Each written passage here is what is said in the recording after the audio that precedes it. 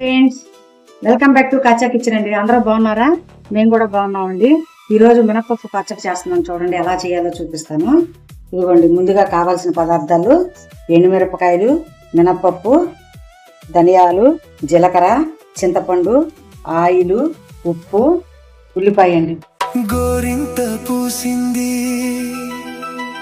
గోరింక కోసింది, గుదవేమి తెరామ చిలక, గుదవేమి తెరామ చిలక, నెత్తిచన తీపియలక, నెత్తిచన తీపియలక.